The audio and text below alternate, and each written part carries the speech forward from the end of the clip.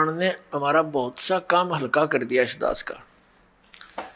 एक तो ये सिद्ध कर दिया कि ब्रह्मा और विष्णु और शिव और रुद्र महेश्वर जिसको कहते हैं ये भगवान नहीं है, ये ईश नहीं है। इसलिए दास कहता है कि तीन मुख्य रूप में दास के प्रवचनों में ये ब्रह्म समझो। एक सरब्रह्म, एक अक्षर ब्रह्म और तीसरा परम अक्षर ब्रह्म। तो इन तीन प्रभुओं का ज्ञान जब हमें होगा तो हम पूरे दातम ज्ञान को आसानी से समझ सकेंगे। ये ज्ञान हमें होगा कहाँ से? हमारे सदग्रंथों से। हमारे सदग्रंथ कौन से हैं? जैसा आपको अभी बताया, हमारे सदग्रंथ हैं, सदशास्त्र हैं, पवित्र पांचों वेद, ऋग्वेद, सामवेद, अथर्ववेद और यजुर्वेद, और पांचवा वेद सूक्ष्म वेद जो परमात्मा स्वयं आकर ज्ञान देता है। और ये हिंदू धर्म के गुरुजी बताते हैं पांचवा वेद महाभारत है। पांचवा वेद महाभारत, ये इनकी अपनी सोच है। ये पांचवा वेद महाभारत नहीं है। वैसे तो कितने वेद बना लो, ज्ञान अपने मर्जी से, जैसे बोध माने ज्ञान ही होता है। 18 बोध 18 ज्ञान ये पुराण है। 18 बोध अलग हैं और उनमें से एक बोध पुराण है, और पुराणा के फिर 18 विभाग हो गए। इस प्रकार हमने इस तत्व ज्ञान को समझना है। प्रसंग चला है कि परमात्मा की प्राप्ति के लिए हम इतना कठिन प्रयत्न करते हैं। प्रत्येक मानव ये मानता है कि कोई शक्ति है जो हमें सुखी कर सकती है, कोई ऐसी पावर है। तो उसकी उस समर्थ शक्ति को किसी ने तो अपने हिसाब से किसी देव को मान लिया कि ये समर्थ शक्ति है, दूसरे ने मान लिया ये ऐसी समर्थ शक्ति है, ये है पूर्ण परमात्मा, किसी ने किसी को। तो ये निर्णय कहाँ से होगा कि पूर्ण परमात्मा कौन है? जैसे आपके समक्ष श्री ब्रह्मा जी रजगुण, श्री विष्णु सतगुण, श्री शिव जी तमगुण, ये तो रिजेक्ट हो गए। ये गॉड नहीं है, ईश नहीं है, क्योंकि इन्हीं के इतिहास में लिखा है, इनके पिता ने बोला है, सदाशिव ने कह दिया। ठीक, अब ये सदाशिव कौन है? ये कहता मेरा एक ओम अक्षर है। ओम अक्षर किसका है? ब्रह्म का। तो ये ब्रह्म ही सदाशिव रूप में प्रकट हो गया। जैसे गीता ज्ञान देते समय इसने अपना वास्तविक रूप दिखाया श्री कृष्ण से बाहर निकल के, और इतना लंबा चौड़ा, ऊपर तेज बहुत घड़ा इसके शरीर में, और इसके भयंकर रूप को देखकर अर्जुन जैसा योद्धा भी कांप रहा है और कह रहा है कि भगवान आप तो देवताओं को भी खा रहे हो, सिद्धों की सिद्ध भी आपके, ऋषि भी आपके सामने मंगल कामना कर रहे हैं, आप किसी को नहीं बख्श रहे हैं। तो 11वें अध्याय के 32वें श्लोक में कहता है कि मैं काल हूं भाई और अपरिवर्त हुआ हूं। श्री कृष्ण काल नहीं थे। श्री कृष्ण जी ने पहले कभी अपने आप को काल नहीं कहा, बाद में कभी उसने काल नहीं कहा। और उनके पास आकर के सब ग्वाल बाल गोपिकाएं तथा पशु पक्षी भी प्यार पाते थे। तो श्री कृष्ण काल नहीं थे, ये काल था श्री कृष्ण यानी विष्णु जी के पिताजी, जो इनको भी यहाँ अज्ञान से परिपूर्ण करके रोके हुए हैं। अपनात्मा उस कौन से परमात्मा की हम भक्ति करें, इसका निर्णय हमारे सदग्रंथों में। सदग्रंथ आपको बता दिया, ये पांचों वेद और इन 4 वेदों का निष्कर्ष संक्षेप श्रीमद् भगवत गीता में इस ब्रह्म ने ही बोला है, जो अभी विष्णु और ब्रह्मा जी को कह रहा था कि तुम ईश नहीं हो, तुमने अपने आप को ईश मानकर, कर्ता मानकर बहुत भारी गलती की है, बड़ा अचरज किया है, असंभव बात की है तुमने, कही है तुमने। तो ये भगवान नहीं है, ये तो क्लियर हो गया। और ये गीता ज्ञान दाता यही है, ब्रह्म है, सरपुरुष है, श्री कृष्ण में प्रवेश करके बोलता है। ये स्वयं कभी किसी के समक्ष नहीं आता, इसने प्रतिज्ञा कर रखी है। श्रीमद् भगवत गीता अध्याय नंबर 7 के श्लोक 24 और 25 में यही गीता ज्ञानता था। ये ब्रह्म, ये काल, सदाशिव जिसको कहते हैं, ये कहता है कि मैं कभी किसी के समक्ष अपने वास्तविक रूप में नहीं आता। मुझ अव्यक्त को यह व्यक्तिम आपनम मनन्ते, ये बेबुद्धि के लोग, मंदबुद्धि के व्यक्ति मुझे श्री कृष्ण मान रहे होंगे व्यक्ति रूप में प्रकट। आई एम नॉट कृष्ण, मैं अपनी योग माया से छुपा रहता हूँ, मैं कभी किसी के समक्ष नहीं आता। ये मेरा अनुत्तम एक नियम है, घटिया नियम है और अविनाशी अटल नियम है कि मैं कभी अपने वास्तविक रूप में, जो ये मेरा रूप है असली, मैं काल हूँ, मैं किसी के समक्ष नहीं आता। तो ये कहता है कि मुझे ये कृष्ण मान रहे हैं, मैं कृष्ण नहीं, मैं गुप्त अपने कार्य जो करता हूँ, मेरे कर्म और जन्म अलौकिक हैं। श्रीमद् भगवत गीता अध्याय नंबर 4 के श्लोक नंबर 5 और 9 में इसने स्पष्ट किया है। इसके जन्म और कर्म अलौकिक कैसे हैं, ये अभी आने वाले समय में आपको बताएंगे। यहाँ प्रसंग चल रहा है कि 3 पुरुष हैं। अब साथ में एक कंसेप्ट और क्लियर करना पड़ेगा कि कौन से सदग्रंथ हैं जिनको हम प्रमाणिक माने। जैसे उपनिषद हैं, कोई कठो उपनिषद है, कोई मांडुक्य उपनिषद है। ये मांडुक्य नाम का एक ऋषि था, उसने जैसा वेदों को समझा और जो अपना भक्ति विधि अपनाई और उससे जो उसको अनुभव हुआ, उसने अपना अनुभव लिख दिया। वो उस मांडुक्य ऋषि का अपना अनुभव है।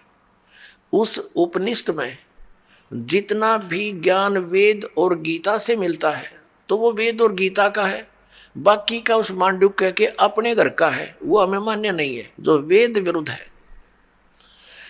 ऐसे ही अन्य उपनिषद समझे आप। तो ये ऋषिकृत हैं और ये वेद और गीता ये परमात्मा कृत है, प्रभु कृत है। गीता जी के अंदर थोड़ी सी भिन्नता है। जैसे जो ज्ञान वेदों वाला है वो सही है, कुछ ज्ञान में इसने अपनी अटकल लगाई है ब्रह्म ने। जो वेदों में ज्ञान दिया वो तो पूर्ण परमात्मा ने दिया है, इसके अंदर फीड कर दिया, इसका उसमें कोई रोल नहीं रहा। लेकिन आगे इसने ज्ञान दिया है तो ये बीच में इसका ये कहा जाता है कि ब्रह्म दत्त, ये ब्रह्म ने दिया ज्ञान। जैसे ये जीव है, ये है तो भगवान का, और जिस माँ से जन्म ले लिया तो वो फिर उसका अधिकार मानती है कि ये मेरा है, ऐसा समझ लीजिए। और फिर उसी का ही कहा जाता है, बोला जाता है व्यवहार में। तो ऐसे ही चारों वेद पूर्ण परमात्मा ने दिए थे, इसके अंदर फीड कर दिए थे अंतःकरण में ब्रह्म के, सरपुरुष के। इस सरपुरुष ने, ब्रह्म ने अपने श्वासों के द्वारा इसको बाहर निकाला। अपने आप निकल के समय आने पर समुद्र के अंदर फिर इसने बाद में चारों को छुपा दिया था, जो बाद में सागर मंथन करने पर ब्रह्मा जी को प्राप्त हुए। एक इसने नष्ट कर दिया, 5वां वेद, जो जिसके देने के लिए परमात्मा को स्वयं आना पड़ता है। प्रत्येक युग में आते हैं और वो सच्चिदानंद घन ब्रह्म की वाणी वो स्वयं बोलकर हमें ज्ञान देकर जाते हैं, हमारा कल्याण करवाते हैं। तो उस वेद ज्ञान को इसने भी पढ़ा, उसके आधार से फिर इसने गीता में वेदों वाला ज्ञान दिया। फिर साथ में युद्ध कराने के लिए इसने कुछ अपनी अटकल लाई, तो वो अटकल इसके अपने घर की है, वो वेद ज्ञान नहीं है। जैसे इसने श्रीमद् भगवत गीता अध्याय नंबर 3 के श्लोक नंबर 8 में कहा कि अर्जुन, यदि तू एक स्थान पर बैठा रहेगा, कर्म सन्यासी हो गया, तो फिर तेरा निर्वाह कैसे होगा? एक स्थान पर बैठकर हठ योग करके साधना करता रहेगा।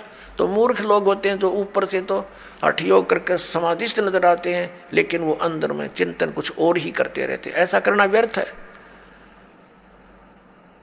फिर छठे अध्याय के 10, 11, 12, 13, 14, 15 तक इसने क्या बताया है?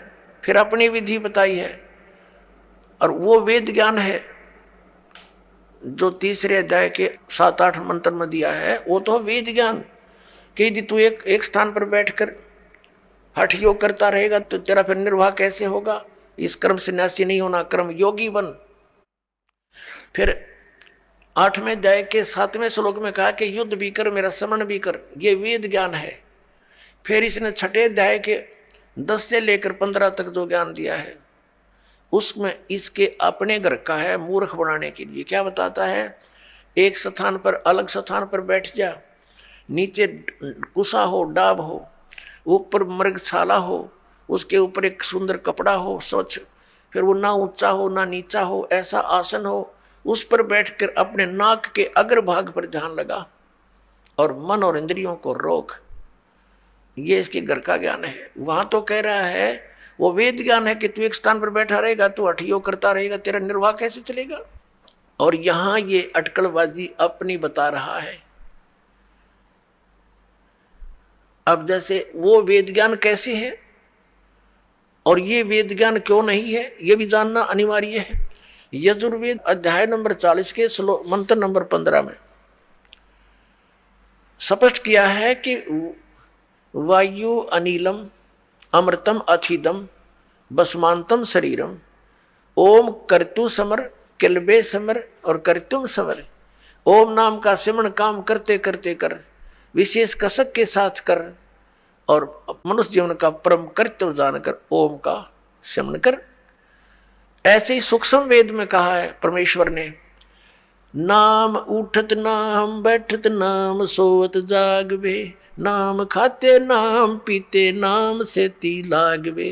नाम उठत नाम बैठत नाम सोत जागवे, नाम खाते नाम पीते नाम सेती लागवे। काम करते करते, चलते फिरते, उठ के बैठ के, जब भी जैसे भी सुविधा हो, उठते चलते नाम का सेवन कर और नाम से मोक्ष होगा। केवल नाम ही है मोक्ष का। बाकी जो अन्य साधनाएं हैं, जो हठ योग आदि हैं, वो मोक्ष मार्ग नहीं है। उससे अन्य उपलब्धियां होती हैं जो मोक्ष मार्ग में सहयोगी नहीं, बाधक होती हैं। उसे सिद्धियां आ जाती हैं, प्रभुता बन जाती है, फिर वो भगवान स्वयं प्रभु बन जाता है, प्रभु को भूल जाता है, उसका दुर्भाग्य होता है। तो इसलिए हमने वही क्रियाएं करनी चाहिए जिससे हमारा मोक्ष हो, हमें मोक्ष प्राप्ति हो। अब यहाँ प्रसंग चल रहा है, हम उसी पर आते हैं कि जो वेदों वाला ज्ञान श्री मद्भगवत गीता में है वो बहुत ज्यादा है। थोड़ी सी अटकल है इसकी अपनी। तो इसकी अटकल कैसी है? जैसे दूसरे अध्याय के 37 और 38 में एक बार तो कहता है कि अर्जुन तू सब लाभ हानि को भूल जा और युद्ध कर ले, और फिर तुरंत लाभ और हानि याद दिला रहा है कि यदि तू युद्ध में मारा गया तो स्वर्ग की प्राप्ति होगी, और यदि युद्ध में जीत गया तो तू पृथ्वी का राज भोगेगा, तेरे दोनों हाथों में लड्डू। तो ये इसकी अपनी बकवाद थी, जो उसको केवल युद्ध कराना ही उद्देश्य रखा हुआ था। अब यदि श्री कृष्ण जी गीता जी का ज्ञान दे रहे होते तो वो इतना जुल्म नहीं करवाते, क्योंकि वो तो बहुत युद्ध अप्रिय है, वो युद्ध करते ही नहीं, उनको युद्ध अप्रिय है। क्योंकि 3 बार गए थे वो शांति दूत बनकर, उनको इसी दृष्टिकोण से कहा करते थे, देखो भाई युद्ध बहुत बड़ी चीज होती है, टाइम पास करना, अपना टाइम पास कर लो, आधा आधा बांट लो।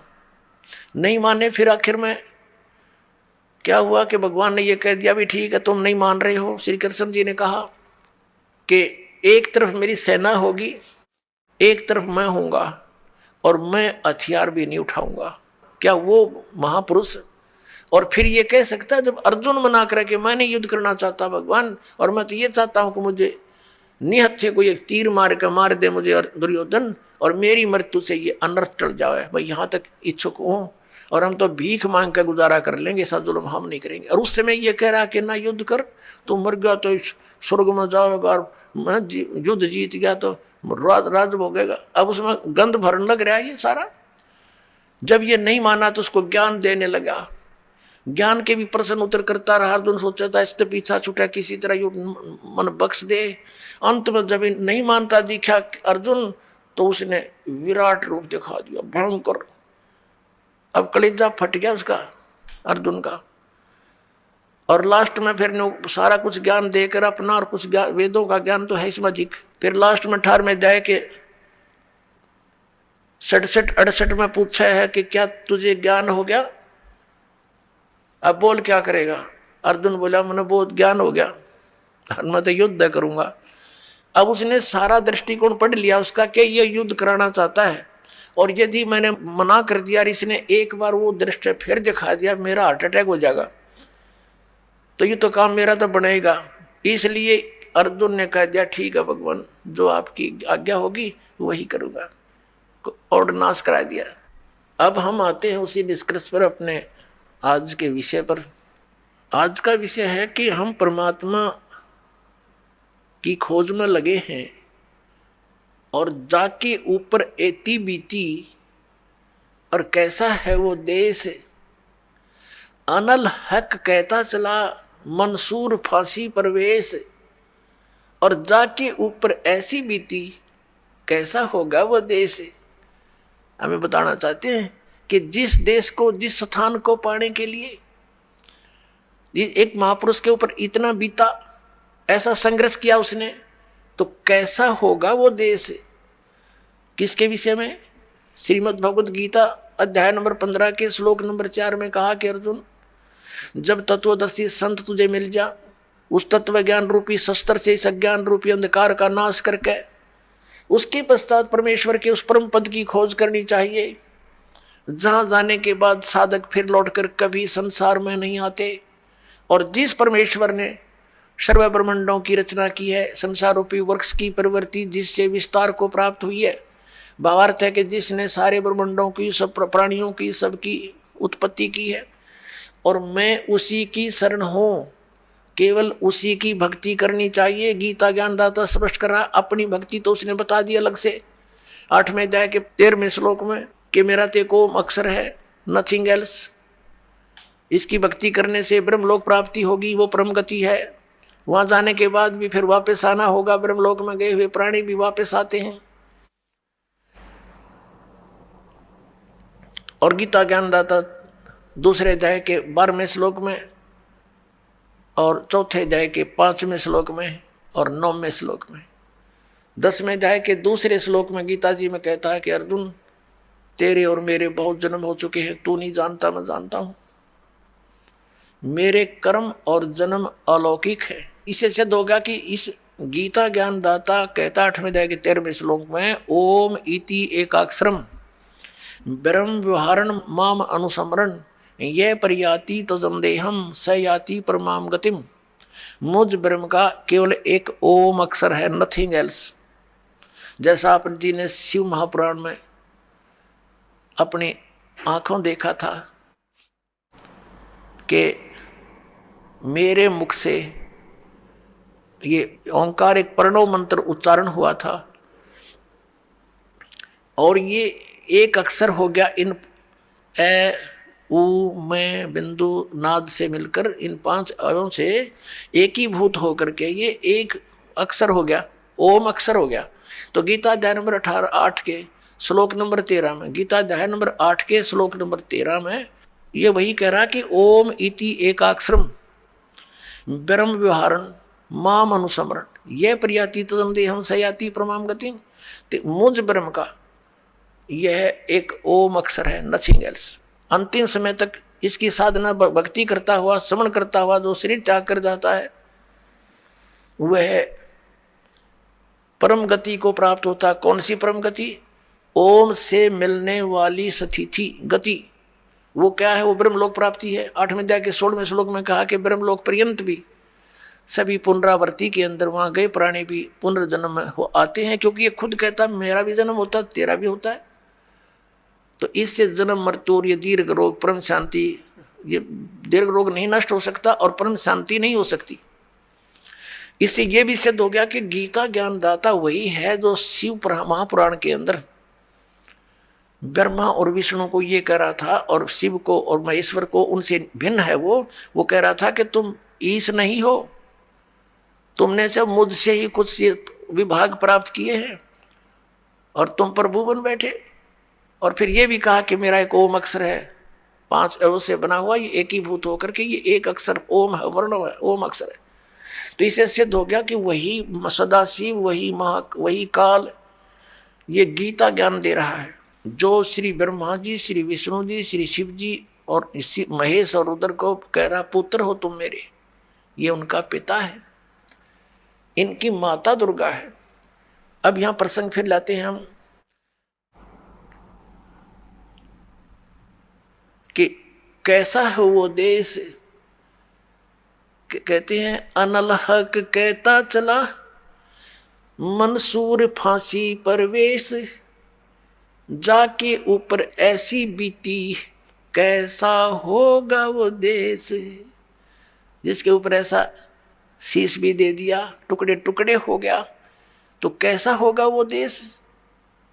उसके विषय बता है गीता ज्ञानदाता कहता 18वें अध्याय के 62वें श्लोक में कि अर्जुन तू सर्वभाव से उस परमेश्वर की शरण में जा, उस परमेश्वर की कृपा से ही तू परम शांति को और सनातन परम धाम को प्राप्त होगा। ओए होए, परम शांति और सनातन परम धाम।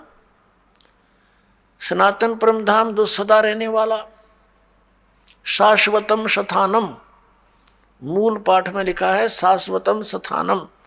शाश्वत माने सदा रहने वाला, अविनाशी, और स्थान को धाम को लोक कहो, वो स्थान उसको प्राप्त होगा और वहां परम शांति होगी।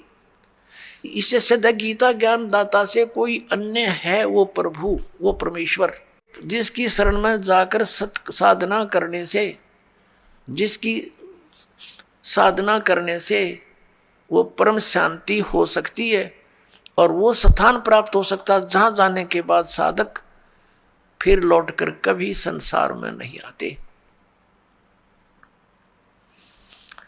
वो गीता ज्ञान दाता से अन्य है, भिन्न है। अब पुण्यात्माओं, हमारे जो पवित्र सदग्रंथ हैं वो कौन से हैं जिससे हमें निर्णय हो कि हु इज गॉड, परमात्मा कौन है, हु इज ही गॉड, वह परमात्मा कौन है। उस परमेश्वर की शरण में जाने के लिए गीता ज्ञान दाता कह रहा है उस परमेश्वर की शरण में जाओ, वह परमेश्वर कौन है और कहाँ प्रमाण है और उसकी साधना का मंत्र कौन सा है और किसको सत्य माने। श्रीमद् भगवत गीता अध्याय नंबर 16 के श्लोक नंबर 23 और 24 में कहा है, अर्जुन जो शास्त्र विधि को त्याग कर मनमाना आचरण करते हैं उनको न तो सुख हो, न उनकी गति हो और न ही उनको कोई सिद्धि प्राप्त हो सकती, अर्थात यूजलेस, व्यर्थ। फिर 24वें श्लोक में कहा कि अर्जुन इससे तेरे लिए कर्तव्य और अकर्तव्य की व्यवस्था में शास्त्र ही प्रमाण है। शास्त्रों में वर्णित विधि अनुसार ही साधना करेगा, उसी ज्ञान पर आरूढ़ रहेगा तो तुझे लाभ होगा, अन्यथा कोई लाभ नहीं। अपने आत्मा पवित्र हिंदू धर्म के धर्म गुरु आदरणीय शंकराचार्य जी माने जाते हैं। आदि शंकराचार्य जी जिसने ये 4 मठों की स्थापना की, उसके पश्चात फिर अन्य सुयोग्य शिष्यों को उस पर स्थापित करके स्वयं 32 वर्ष की आयु में आदि शंकराचार्य जी स्वधाम चले गए थे। अब उन धर्म गुरुओं ने क्या बताया है हमारे को,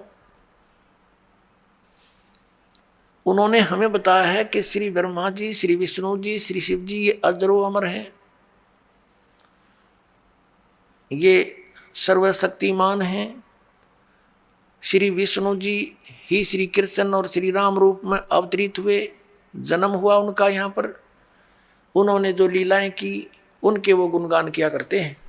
और फिर उनसे कोई पूछता है, जैसे पूछा ही करते थे हम भी पहले, प्रश्न करते थे क्या रजगुण ब्रह्मा जी, सतगुण विष्णु, तमगुण शिव जी हैं। वो कहा करते हाँ रजगुण ब्रह्मा जी हैं, सतगुण विष्णु जी हैं, तमगुण शिव जी हैं। और रजगुण ब्रह्मा जी उत्पत्ति करते हैं और सतगुण विष्णु जी हमें हमारी यहाँ सतिथि रखते, बनाए रखते हैं, पालन भी करते हैं। और श्री शंकर जी संहार करते हैं, ये तमोगुण है। तब उनसे प्रश्न किया करते कि श्री ब्रह्मा जी, श्री विष्णु जी, श्री शिव जी ये किसकी भक्ति करते हैं? वो उत्तर देते थे कि भगवान विष्णु और शंकर श्री राम की भक्ति करते हैं। कोई कहता है कि श्री शंकर जी के आराध्य देव विष्णु जी हैं, कोई कहते हैं श्री विष्णु जी के आराध्य देव शंकर भगवान हैं, ये इन्हीं की पूजा करते हैं। और यहाँ तक कहते थे कि राम तो शिव जी की भक्ति करता है, शिव जी श्री राम की भक्ति करता है। इसको उहाबाई का ज्ञान कहते हैं। आदि शंकराचार्य जो पवित्र हिंदू धर्म के जो धार्मिक गुरु माने जाते हैं, इनका विधान क्या है कि जीव ही ब्रह्म है। अयम आत्मा ब्रह्म, अहम ब्रह्मास्मि, तत्वमसि, प्रज्ञानम ब्रह्म, ये इनके चारों मठों के एक एक वाक्य हैं। और यही वाक्य उपासना के हैं, मोक्ष मार्ग बताते हैं ये। और ये भी कहते हैं कि ये चारों वाक्य उपनिषदों से लिए गए हैं। और फिर इनसे प्रश्न किया करते थे कि क्या वेदों वाला ज्ञान ही श्रीमद् भगवत गीता में है? संक्षेप में हाँ, ये स्वयं ही बताते थे कि चारों वेदों ऋग्वेद, यजुर्वेद, सामवेद, अथर्ववेद का संक्षेप में ज्ञान है श्रीमद् भगवत गीता, जो भगवान श्री कृष्ण ने बोला, इनका कहना था। और फिर इनसे प्रश्न किया करते थे कि श्री मद् भगवत गीता के अंदर जो वर्णित विधि है, हमें मोक्ष मार्ग बताइए। तो ये क्या बताया करते? गीता जी का पाठ करो नित्य, मोक्ष मार्ग बताते हैं ये। गीता जी का पाठ करो नित्य, एक अध्याय जितना भी कर सकते हो, तुम्हारा मोक्ष हो जाएगा। फिर क्या कहा करते थे? हरे राम हरे कृष्ण, हरे राम राम राम हरे हरे, ये मंत्र जाप करो। इन्होंने कैसा विभाजन कर रखा है कि ओम नाम का जाप तो सन्यासी करते हैं, और अन्य के लिए अन्य नमः शिवाय, ओम नमः शिवाय, किसी के लिए हरे राम राम हरे हरे, कृष्ण कृष्ण हरे हरे, ये मोक्ष कर देगा। पुण्यात्माओं, एक तरफ तो इन शंकराचार्यों जी का मानना है कि जीव ही ब्रह्म है, और दूसरी तरफ ये कहते हैं श्री कृष्ण भगवान स्वयं, कृष्ण श्री कृष्ण भगवान है स्वयं, श्री राम भगवान स्वयं। और फिर उदाहरण देते हैं कि एक समय, जिस समय द्रौपदी का चीरहरण हो रहा था, तो भगवान ने द्वारका से दौड़कर आकर उसकी लाज रखी। फिर उदाहरण देते हैं कि जैसे एक बार गज और गरहा यानी मगरमच्छ लड़ रहे थे, गज ने भगवान को पुकारा, भगवान नंगे पैरों दौड़ के आया, उसकी रक्षा की। और फिर ये भी उदाहरण देते हैं, ये बोले समाज को, अपने अनुयायियों को कहते हैं कि भगवान कैसे दयालु हैं कि श्री रावण को अंगद भी मार सकता था, हनुमान भी मार सकता था, लेकिन वो अपने हाथों से मारकर उनका उद्धार करना चाहते थे, उनको परम गति देना चाहते थे। ऐसे ही कंस को भी अपने हाथों से मारकर उसको परम गति दी, क्योंकि भगवान के हाथों से मरने से परम गति हो जाती है। अब पुण्यात्माओं, ये कोई बात हो इनकी? ये कोई ज्ञान है? कोई आधार है इनके ज्ञान का? एक तरफ तो कह रहे हैं जीव ही ब्रह्म है, तुम ब्रह्म, तुम स्वयं ही परमात्मा है। जैसे एक उदाहरण देते हैं, ये इनके इतिहास को दास ने पढ़ा, इनके सदग्रंथों को देखा, उदाहरण दे रखा है कि एक व्यक्ति, एक शिष्य गया गुरुजी के पास कि मैं किस देव की, किस भगवान की उपासना करूं, मुझे उसका ज्ञान कराइए। तो गुरुदेव ने बताया कि तू खुद ही भगवान है, तू ही परमात्मा है, तू अज्ञानता से अपने आप को जीव समझ रहा है, बस वो भगवान बन गया, उसको ज्ञान हो गया शिष्य को। वाह भाई वाह, कितना सिंपल, कितना साधारण से ज्ञान हो गया। और फिर ये मंत्र जाप करते, हरे राम राम राम कृष्ण कृष्ण हरे हरे। फिर ये किस लिए? जब तुम ही जीव ही परमात्मा है, फिर ये किस लिए कर रहे हो? ये कीर्तन किसका कर रहे हो? भगवान का। भगवान तुम राम को भी मानो, श्री कृष्ण को भी भगवान मानो, और विष्णु जी भी भगवान, शंकर भी भगवान, नारायण भी भगवान थारे।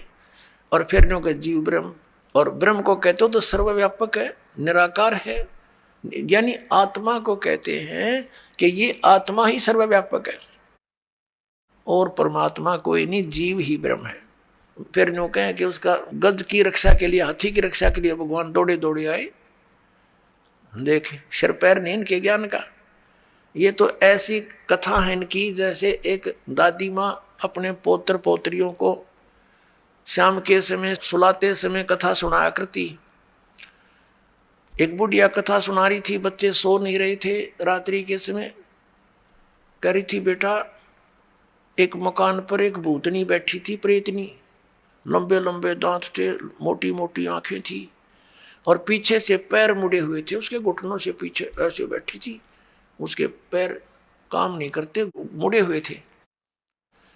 और जो बच्चे रात्रि के समय देर तक जागते हैं ना, उनको उठाकर दौड़ जाती है।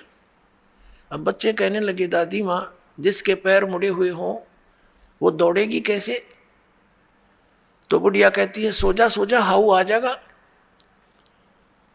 अब बच्चे पूछते हैं वो हाउ कैसा होता है? कि तुम ही तो हाउ हो, सिर दर्द कर रखा, पड़ जाओ।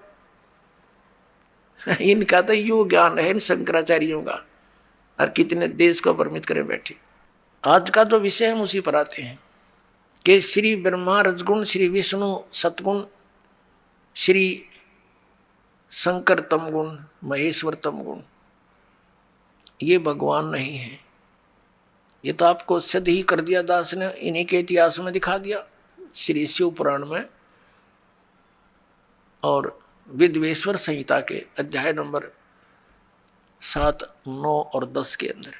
अब बाकी बचे 3 पुरुष, जो दास कहता है कि 3 पुरुष मुख्य तौर पर अध्यात्म ज्ञान के अंदर आते हैं। एक सरपुरुष, एक अक्षर पुरुष और तीसरा परम अक्षर पुरुष। इन्हीं को अन्य शब्दों में सरब्रह्म, अक्षर ब्रह्म और परम अक्षर ब्रह्म, और अन्य शब्दों में ईश्वर, परमेश्वर कहा जाता है। ये कहाँ प्रमाण है? अब दास ने ये तो प्रमाणित आपके समझ कर ही दिया कि हमने सदग्रंथों के अतिरिक्त अन्य किसी भी दंत कथा को स्वीकार नहीं करना है जो वेदों, गीता और सूक्ष्म वेद में प्रमाणित ना हो। और इसी का समर्थन पवित्र श्रीमद् भगवद गीता अध्याय नंबर 16 के श्लोक 23 और 24 से हमें प्राप्त हुआ। तो इसी कंसेप्ट क्लियर हुआ कि इसके अतिरिक्त जो वेदों में वर्णित और गीता में वर्णित विधि है तो वो हमें मान्य है और वही हमारी मोक्षदायक है, कल्याणकारक है, उससे अतिरिक्त नहीं। अब ये जैसे शंकराचार्य जी और अन्य जितने भी हिंदू धर्म के गुरुजन हैं, ये श्रीमद् भगवद गीता को शिरोधार्य बताते हैं, अनमोल ग्रंथ बताते हैं और भगवान श्री कृष्ण जी द्वारा दिया गया एक अनमोल रतन बताते हैं। वास्तव में तो ये ज्ञान किसने बोला, इनकी बुद्धि वहाँ तक पहुँच नहीं सकती क्योंकि ये बाल बुद्धि वाले हैं, इनका तो कोई ज्ञान का सिर पैर नहीं है। फिर भी ये दास उसको समझाने के लिए पूरा प्रयत्न करेगा और सत्य है जो दास बताएगा वो फाइनल है, सदग्रंथों में प्रमाणित है। अब ये जाप करते हैं हरे कृष्ण हरे राम और कई तरह देरा देश्याम मिला दे या ओम नमः शिवाय, और बाकी का आपको बता दिया कि अयम ब्रह्म, अयम आत्मा ब्रह्म, या आत्मा ही ब्रह्म है। बता फिर क्यों डले डोरे हो, जब आत्मा ही ब्रह्म है तो बैठो आराम से। तो कुत्ते की आत्मा ही ब्रह्म है, फिर तो सैर से पट्टे करती फिर वाह। अरे हम यहाँ बुरा हाल हुआ पड़ा है, अज्ञान के कारण हम ऐसे आप दंत कथा बना बैठे, ना वेद ज्ञान और न इनके पास कोई अन्य शास्त्र से परिचित, ये अपना दंत कथा बना रखी है। अपने आत्मा श्रीमद् भगवद गीता में जो विधि वर्णित है भगवान के स्मरण की, उसके अतिरिक्त जो नाम जाप किए जाते हैं वो शास्त्र विधि को त्याग कर मनमाना आचरण है, वो यूजलेस है। हरे राम हरे कृष्ण कृष्ण कृष्ण हरे हरे ओम नमः शिवाय आदि ये मंत्र व्यर्थ हैं। और बाकी ये ओंकार, अरंकार, ज्योति निरंजन, सतनाम आदि ये 5 नाम है, ये व्यर्थ है। अकाल मूर्त शब्द स्वरूपी राम सतपुरुष, ये व्यर्थ नाम है, ये मोक्षदायक नहीं है, ये उपमात्मक नाम है। उस सतपुरुष को तो हमने पाना है, उस अकाल मूर्त को तो पाना है जिसके गुण गाए जा रहे हैं। उसकी विधि प्रोसीजर अलग है उस परमेश्वर के पाने का। जैसे जमीन में जल है, पृथ्वी के अंदर जल है, तो जल पानी नीर जल पानी नीर कहते रहो, लेकिन वो मिलेगा कैसे वो जल पानी नीर? उसका प्रोसेस न्यारा है, उसका प्रोसीजर अलग से है। हैंड पंप लगाया जाता है और तब वो जल पानी नीर मिलता है। ऐसे अकाल मूर्त सर्वस्वरूपी राम सतपुरुष परम अक्षर ब्रह्म जिसको हम खोज रहे हैं, उसके पाने की वे ऑफ वर्शिप सदग्रंथों से ही लेनी है, किसी की दंत कथा लोक वेद से नहीं लेनी। श्रीमद् भगवत गीता में 8वें अध्याय के 13वें श्लोक में लिखा है कि ओम इति एकाक्षरम ब्रह्म व्यवहारण माम अनुसमरण यह परियाति तजन देहम स याति परमाम गतिम। गीता ज्ञानदाता कहता है मेरा एक ओम मंत्र है, एक अक्षर, ओनली एक ओम अक्षर है, नथिंग एल्स। और इससे वो परम गति होगी जो ओम से हो सकती है। ओम से कौन सी होगी? ब्रह्म प्राप्ति, ब्रह्मलोक प्राप्ति। और ब्रह्मलोक में गए हुए प्राणी भी पुनरावृत्ति के अंदर है। ये खुद कहता है अर्जुन तेरे और मेरे बहुत जन्म हो चुके। गीता ज्ञानदाता कहता है तू नहीं जानता मैं जानता हूं। तो ओम वाली गति भी श्रेष्ठ नहीं है। इसलिए 7वें अध्याय के 18वें श्लोक में गीता ज्ञानदाता ने कहा है कि ये सभी ज्ञानी आत्मा है तो उद्धार परमात्मा के लिए समर्पित हैं, लेकिन ये मेरे वाली अनुत्तम गति में ही आश्रित हैं। ये मेरे ओम नाम से मिलने वाली जो परम गति ब्रह्मलोक प्राप्ति है, वहां तक जाने के ही साधना तक सीमित है। वहां गए हुए प्राणी भी फिर जन्म मृत्यु में आएंगे, इनको परम शांति नहीं हो सकती। परम शांति के लिए तो उसने कंसेप्ट क्लियर कर दिया है 18वें अध्याय के 62वें श्लोक में कि अर्जुन तू सर्वभाव से उस परमेश्वर की शरण में जा, उसकी कृपा से ही परम शांति को और सनातन परम धाम को प्राप्त होगा। मेरी साधना से तुझे वो गति नहीं हो सकती जिससे परम शांति और सनातन परम धाम यानी सतलोक प्राप्त हो जाए। उसके लिए इसने कंसेप्ट क्लियर कर दिया है कि मैं नहीं जानता, उसके लिए तत्वदर्शी संतों को खोजो। चौथे अध्याय के 34वें श्लोक में। और तत्वदर्शी संत की पहचान भी बता दी है 15वें अध्याय के 1 श्लोक में कि ऊपर को जड़ वाला, ऊर्ध्व मूलम अधः शाखम, अश्वत्थम प्रायो अवम, छंदासी यस्य पर्णानि यह तम वेद स वेदवित। ऊपर को जड़ और नीचे को तीनों गुण रूपी शाखा वाला। श्रीमद् भगवत गीता अध्याय नंबर 15 के श्लोक नंबर 1 का निष्कर्ष दास बता रहा है कि ऊपर को तो जड़ समझो उस संसार रूपी वृक्ष की, और नीचे को शाखा है। 15वें अध्याय के दूसरे श्लोक में स्पष्ट कर दिया कि ये तीनों गुण रूपी शाखा, रजगुण ब्रह्मा, सदगुण विष्णु, तम गुण शिव जी। अब यहाँ केवल हिंट दिया गीता ज्ञानदाता ने, इसका कोई विस्तृत ज्ञान नहीं दिया। उसके लिए ऑप्शन छोड़ दिया कि तत्वदर्शी संत बताएंगे, और फिर पहचान बता दी। तत्वदर्शी संत कौन होगा? वो तत्वदर्शी संत की क्या पहचान है कि जो इस उल्टे लटके हुए संसार रूपी वृक्ष के सभी विभाग बता देगा। सवेदवित, वह वेद के तात्पर्य को जानने वाला है, वो तत्वदर्शी संत है। तो ये ज्ञान परमात्मा ने स्वयं आकर के 600 वर्ष पहले उस परम अक्षर ब्रह्म ने अपने मुखारविंद से बोलकर कबीर वाणी में उस 5वें वेद में सूक्ष्म वेद में बोला था। उस कबीर परमात्मा ने, उस धाणक कबीर ने, दुल्हाए कबीर ने, वो परम अक्षर ब्रह्म है, उन्होंने बोला था अक्षर पुरुष एक पेड़ है, निरंजन यानी सरपुरुष वा की डार, और तीनों देवा शाखा हैं ये पात रूप संसार। ये ज्ञान परमात्मा ने 600 वर्ष पहले दिया था। देखिएगा, ये उल्टा लटका हुआ संसार रूपी वृक्ष जानो। परमेश्वर कबीर देव जी ने, कबीर साहब ने, परम अक्षर ब्रह्म ने 600 वर्ष पहले ये ज्ञान दिया था कि अक्षर पुरुष एक पेड़ है और सरपुरुष वा की डार, और तीनों देवा शाखा हैं ये पात रूप संसार। जो जमीन से बाहर दिखाई देता है वो हिस्सा पेड़ कहलाता है, वृक्ष कहलाता है, और जड़ें गुप्त होती हैं, प्रोक्ष होती हैं, अनविजिबल होती हैं, लेकिन होती हैं। तो परमात्मा ने स्वयं आकर के ये ज्ञान बताया था कि इस संसार रूपी वृक्ष के सब पार्ट्स बताए थे। अक्षर पुरुष एक पेड़ है, ये तना समझो, ये अक्षर पुरुष है, क्योंकि इसके ऊपर फिर सब शाखाएं और टहनी और पत्ते और फल लगते हैं। तो अक्षर पुरुष समझो तना है उसका, कबीर गॉड गिवन ज्ञान है ये सूक्ष्म वेद। कबीर अक्षर पुरुष एक पेड़ है, निरंजन इसको सर पुरुष भी कहते हैं, वह की डार, और तीनों देवा रजगुण ब्रह्मा सतगुण विष्णु तमगुण शिव जी ये शाखा है, और पात रूप संसार ये तना है अक्षर पुरुष। इसके फिर एक मोटी डार निकली, इसको जानो सर पुरुष ये ब्रह्म, सर ब्रह्म भी कहते हैं इसको, सर पुरुष या सर ब्रह्म। ज्योत निरंजन भी इसी का इसको कहते हैं, काल भी इसी को कहते हैं। और इसकी 3 शाखाएं फिर निकली, रजगुण ब्रह्मा, सतगुण विष्णु और तमगुण महेश यानी शिव, और पात रूप संसारे। और ये जड़ कौन है? ये परम अक्षर ब्रह्म है, ये पूर्ण ब्रह्म परमेश्वर है। ये कौन है? अब ये इधर इधर पता लगेगा ये कौन है। ये पूर्ण ब्रह्म कबीर साहब, ये कबीर देव हैं, वो काशी वाले कबीर जिसको जुल्हा कबीर धानक कबीर एक कवि की संज्ञा दे के छोड़ दिया था ज्ञानता से। लाल को एक कौड़ी मान रखा था, इस दास ने इस लाल को परखा है और आपके सामने रखा है। अब यहाँ प्रसंग आया है कि जो उल्टे लटके हुए संसार रूपी वृक्ष के सर्व विभागों को भिन्न भिन्न बता देगा।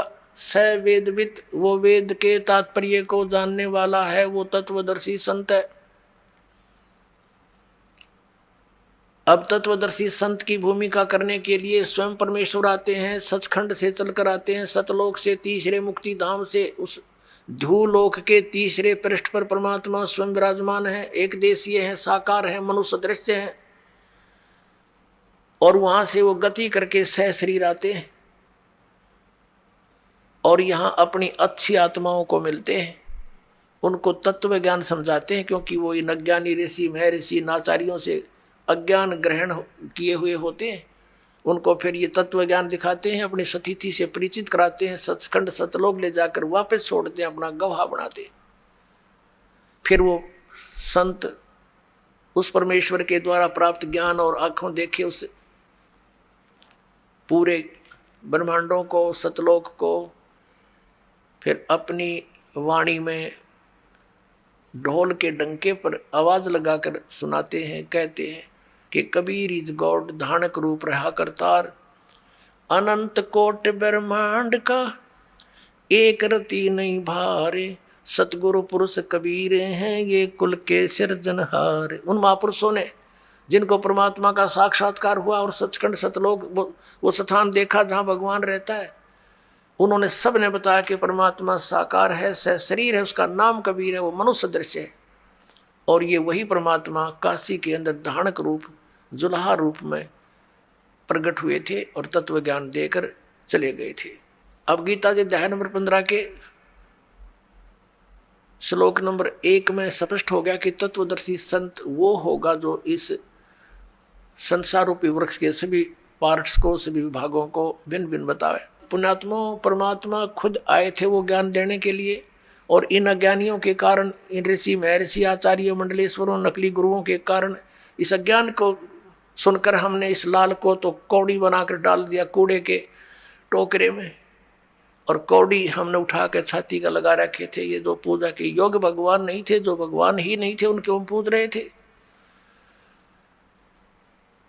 इसी 15वें अध्याय के 1 से लेकर 4 का निष्कर्ष है कि अक्षर पुरुष एक पेड़ है, निरंजन वा की डार, तीनों देवा रजगुण ब्रह्मा सतगुण विष्णु तमगुण शिव जी ये शाखा है, और पात रूप संसार हम नीचे हैं, हम पात रूप में। और परमात्मा मूल कौन है? वो परम अक्षर ब्रह्म है। उसको परम अक्षर पुरुष कहो, चाहे परम अक्षर ब्रह्म कहो, चाहे उसे परमेश्वर कहो, परमेश्वर। अब फिर क्या बताया है कि 15वें अध्याय के 4 श्लोक में कहा कि उसके पश्चात उस तत्व ज्ञान रूपी शस्त्र अर्थात उस अज्ञान नाशक हथियार के द्वारा इस अज्ञान का नाश करके, यानी तत्व ज्ञान समझकर उसके पश्चात परमेश्वर के उस परम पद की खोज करनी चाहिए, जहां जाने के बाद साधक फिर लौटकर कभी संसार में नहीं आते, उनको पूर्ण मोक्ष प्राप्त होता है। और जिस परमेश्वर ने सब ब्रह्मांडों की रचना की है, अब गीता ज्ञानदाता तो इस संसार रूपी वृक्ष के यानी ब्रह्मांडों का रचनहार भी नहीं है, क्योंकि गीता जी अध्याय नंबर 15 के श्लोक नंबर 3 में कहा कि अर्जुन, इस संसार रूपी वृक्ष का यानी सारे ब्रह्मांडों की जानकारी मैं नहीं जानता। यहाँ विचार काल में जैसा कि तेरे और मेरे गीता जी के डिस्कशन में मैं बताऊंगा, मुझे ज्ञान नहीं, उसकी सतिथि से मैं परिचित नहीं, इसकी अच्छी तरह मुझे सतिथि का ज्ञान नहीं है। तो इसे सिद्ध हो गया कि ये सृजनहार नहीं है गीता ज्ञानदाता, और जो सृजनहार है वो कबीर देव है, परम अक्षर ब्रह्म है। उसने अपने द्वारा रची हुई सृष्टि को स्वयं आकर के बताया है। क्या बताया है कि अक्षर पुरुष एक पेड़ है, निरंजन वाक की डार, और तीनों देवा शाखा है ये पात रूप संसार। अब उस मूल को छोड़ के बाकी सब डिस्कस कर दिया भगवान ने, और उसके लिए इस दास को भेज दिया कि मूल कौन है। बता तो पहले भी गए थे कि हम ही अलखला हैं कुतुब गोश और पीर, और कह कबीर खालिक धनी हमारा नाम कबीर। हम सारी सृष्टि के रचनहार हैं और मैं खुद परमात्मा हूँ, लेकिन हमने इन अज्ञानियों के विधान अनुसार उस भगवान को नहीं पहचाना कि कबीर इज गॉड, और इनफैक्ट कबीर इज गॉड। अब सब प्रमाणित आपके सामने होंगे, वास्तव में कबीर भगवान है। तो पुणात्मा हमने भगवान चाहिए, और सदग्रंथों में प्रमाणित वही भगवान जो हमारे सदग्रंथ वेद और गीता जो बताती है, उसमें जो प्रमाण है वही गॉड। उसके लक्षण मिलते हैं वो भगवान, वो गॉड, और उससे लक्षण नहीं मिलते तो गॉड नहीं है। तो फिर हमने उसकी आवश्यकता क्या है? तो गीता जी अध्याय नंबर 15 के श्लोक नंबर 16 और 17 में 3 पुरुष बताए, एक सरपुरुष, दूसरा अक्षर पुरुष, और तीसरा परम अक्षर पुरुष। अब गीता जी अध्याय नंबर 8 के श्लोक नंबर 1 में अर्जुन ने पूछा कि भगवान, गीता ज्ञानदाता से पूछा कि आपने 7वें अध्याय के 29वें श्लोक में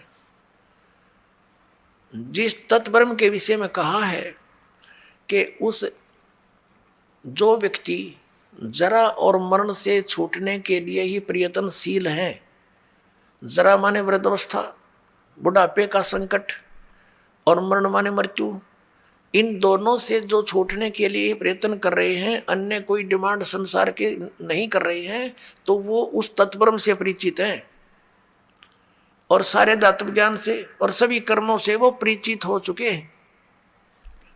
तो अर्जुन ने पूछा 8वें अध्याय के प्रथम मंत्र में कि किम तत्ब्रह्म, किम अध्यात्म, किम कर्म पुरुषोत्तम, क्योंकि वो तो पुरुषोत्तम मान रहा था उसने श्री कृष्ण को। कौन? अर्जुन। तो उसने पूछा कि फिर वो कौन है तत्ब्रह्म? 8वें अध्याय के 3 श्लोक में गीता ज्ञानदाता ने कहा कि वो परम अक्षर ब्रह्म है। अब उसे परम अक्षर ब्रह्म कहो, परम अक्षर पुरुष कहो, एक ही बात है। 8वें अध्याय के 5 और 7 में गीता ज्ञानदाता कहता है कि अर्जुन तू युद्ध भी कर, मेरा स्मरण भी कर, मुझ में भावित रहकर मुझ में श्रद्धा रख के भक्ति करता हुआ शरीर छोड़कर जाएगा तो मुझे प्राप्त होगा। 8वें अध्याय के 6 श्लोक में कहा कि अर्जुन, ये विधान है कि अंत समय में जो जिसके ऊपर आसक्त होता है, जिसमें जिसकी भावना रहती है, जिसके ऊपर वो भावित रहता है भाव में, उसी को प्राप्त होता है। यही सूक्ष्म वेद में कहा कि जहाँ आशा ता बासा होई, मन कर्म वचन सुमरियो सोई। अब आज तक के जितने भी पवित्र हिंदू धर्म के धर्मगुरु थे, इन्होंने गीता जी के अध्याय नंबर 5 और 7 का तो अनुवाद कर दिया। अनुवाद माने अपने प्रवचनों में इसका तो वर्णन करते रहे कि भगवान कहता मेरी शरण में आ जा, तो युद्ध भी कर मेरी शरण में आ जा। लेकिन 8वें अध्याय के 8, 9, 10 भी गीता जी में लिखे हुए, उनके विषय में टिप्पणी क्यों नहीं की इन्होंने आज तक? क्योंकि ये इनको ज्ञान नहीं था, ये तत्व ज्ञान से अपरिचित है, ये स्वयं भी भ्रमित है, पूरे समाज मानव समाज को इन्होंने भ्रमित कर रखा है। उसमें क्या कहा? 8 और 9 और 10 में कहा कि उस परम अक्षर ब्रह्म की साधना करने वाला उसी को प्राप्त होगा, उसकी साधना करने वाला उसी को प्राप्त होगा। उसके मंत्र के बारे में 17वें अध्याय के 23वें श्लोक में कहा कि उस सच्चिदानंद घन ब्रह्म के पाने का इस 3 मंत्र की साधना है, 3 मंत्र की का जाप करना है। ओम तत्सत इति निर्देश है ब्रह्मण तिर्विधय समर्थ। ब्रह्मण माने सच्चिदानंद घन ब्रह्म का, इस ओम तत्सत ये 3 मंत्र का जाप 3 विधि से करने, स्मरण करने का है। 3 विधि है इसके स्मरण करने की। और ओम तो ये सरपुरुष का, सरब्रह्म का, ब्रह्म का कहो, ये तो सार्वजनिक रखा है। और तत् और सत्य ये सांकेतिक है, ये दास बताएगा इस पृथ्वी पर। इस दास के अतिरिक्त किसी के पास ये यथार्थ मंत्र नहीं है, और ना यथार्थ ज्ञान है, आज तक किसी के पास नहीं था। या तो भगवान के पास था, भगवान ने जब स्वयं आकर बोला था, या उन महापुरुषों के पास था जो उनसे परिचित हुए थे, उसके पश्चात ये बिल्कुल लुप्त प्राय हो गया था। उसको पुनः जागृत करने के लिए इस दास की सेवा दी परमेश्वर ने। इस दास को भेजा है आप पुण्यात्माओं के तक इस सत संदेश को पहुंचाने के लिए।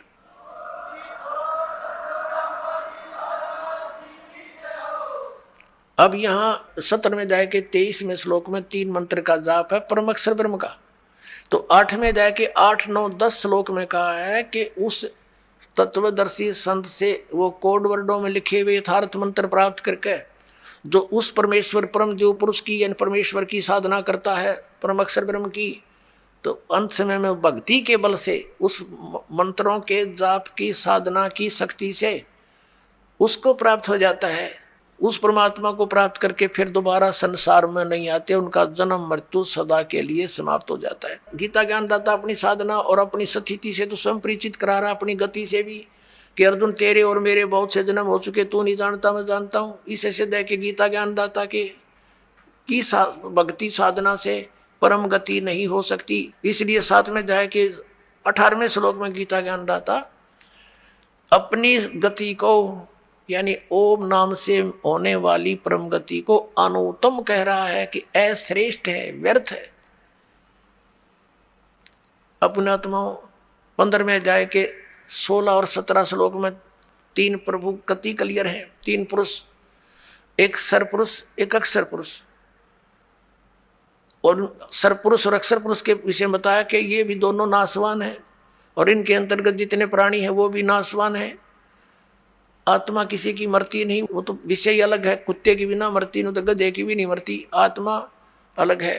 तो कहने का भाव ये है कि सरपुरुष भी नाशवान, अक्षर पुरुष भी नाशवान। वैसे अक्षर पुरुष का अर्थ होता है अविनाशी, लेकिन ये भी व्यर्थ, ये भी नाशवान है, लेकिन ये काफी चिरस्थायी है, इसका जीवन बहुत लंबा चौड़ा है।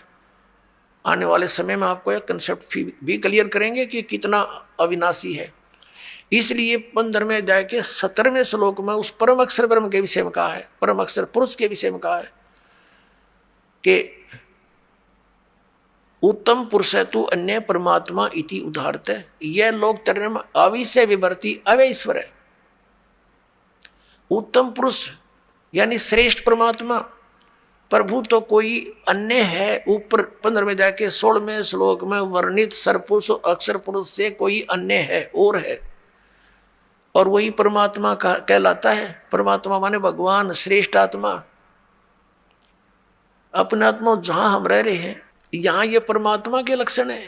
किसी की टांग टूट गई, किसी का कैंसर हो रही है, किसी का बेटा मर गया, किसी की बेटी मर गई, किसी का पूरा परिवार नाश हो गया एक्सीडेंट या किसी अन्य कारण से, तो क्या ये परमात्मा का स्थान है? परमात्मा का अर्थ है तो दुख ना दे, सुख ही सुख दे, उसको भगवान कहते हैं। तो यहाँ लिखा है कि वो तीसरे नंबर का जो परम अक्षर ब्रह्म है, परम अक्षर पुरुष है, वो है वास्तव में भगवान, वो परमात्मा कहा जाता है। और यह लोक तरमावी से विवर्ती, जो तीनों लोकों में प्रवेश करके सबका धारण पोषण करता है। जैसे संसार रूपी उल्टे लटके हुए वृक्ष की जड़ें ऊपर हैं, यानी वो परम अक्षर ब्रह्म है, ऊपर तीसरे मुक्ति धाम में रहता है, ध्रुवलोक के तीसरे पृष्ठ पर विराजमान है, वहां रहता है। और वहां से वो जड़ समझो सारे संसार की, उससे सब उत्पत्ति हुई है, वही सबका धारण पोषण करता है। जैसे वृक्ष को जड़ से मूल से ही आहार प्राप्त होता है, सब पूरे पेड़ का पालन जड़ से ही होता है, मूल से होता है। तो वो मूल तो परम अक्षर ब्रह्म है, उसको परम अक्षर ब्रह्म कहो, परम अक्षर पुरुष कहो। और तनायु अक्षर पुरुष है, और उसके बाद डार जो है वो सर पुरुष है, ये ब्रह्मा विष्णु महेश का पिता। और उसके फिर 3 पुत्र हैं, 3 शाखा है उसकी, उस डार की, रजगुण ब्रह्मा, सतगुण विष्णु, तमगुण शिव जी। और उससे आगे फिर ये यहाँ के जितने भी जीव हैं वो लटके हुए हैं। तो ये कंसेप्ट क्लियर हो गया कि इस भक्ति मार्ग के अंदर ये 3 पुरुष हैं, सरपुरुष, अक्षर पुरुष और परम अक्षर पुरुष। और परम अक्षर पुरुष की साधना के लिए यो गीता ज्ञानदाता स्पष्ट करा कि उसकी शरण में जा, उसकी साधना कर, उसी से पूर्ण मोक्ष होगा। फिर अन्य की साधना किस लिए हम करते हैं, अन्य की पूजा किस लिए करते, अज्ञानता के कारण। तो इस तत्व ज्ञान से और इस दास से आपको पता लगेगा कि हु इज गॉड, वो कौन है परमात्मा, और क्या उसकी पूजा की विधि कौन सी है। तो फिर थोड़ा सा काम रह जाएगा भक्ति करनी, और वो भक्ति इतनी आसान है, नाम उठत नाम बैठत नाम सोवत जागवे, नाम खाते नाम पीते नाम सेती लागवे। जैसे हठियों किया करते थे, खड़े होकर तपस्याएं करते थे, ये कोरी बकवाद थी, ये मनमाना आचरण था। हम सोचा करते थे कि ऐसे ही भगवान मिलेगा, हमारा नंबर नहीं आ सकता, हम बाल बच्चे भी नहीं त्याग सकते, भगवान संन्यास लेने से ही मिलता है। ये अज्ञानता से हमारी सोच थी। अब तत्व ज्ञान की रोशनी से हमें ज्ञान हो गया कि वो तो डले डोया करते। उसके विषय में कहा कि डंब करें डूंगर चढ़े, डंब दब माने पाखंड करते हैं, ऊंचे स्थान पर जाकर बैठ जाते हैं, नुआसन पदम लगा गए, धूना लगा गए, चमटा गाड़ गए कि दूर तो दिखा किसी ने महात्मा बैठा है। और हमने सोचा करते भाई यूं मिला कर भगवान, अज्ञानता के कारण।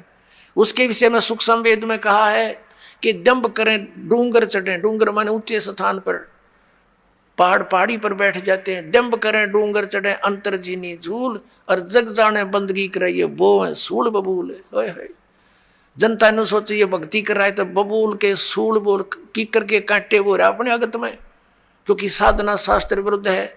तप से राज राजमदमानम जन्म तीसरे शुक्र स्वानम, तपेश्वरी सो राजेश्वरी, राजेश्वरी सो नरकेश्वरी। जितना अधिक तप करेगा उसको अधिक राज मिलेगा, अधिक राजा अधिक समय तक नरक में डाला जाता है, क्योंकि तप से राज राजमदमानम, इतना अभिमान हो जाता है राजा में आगा पीछा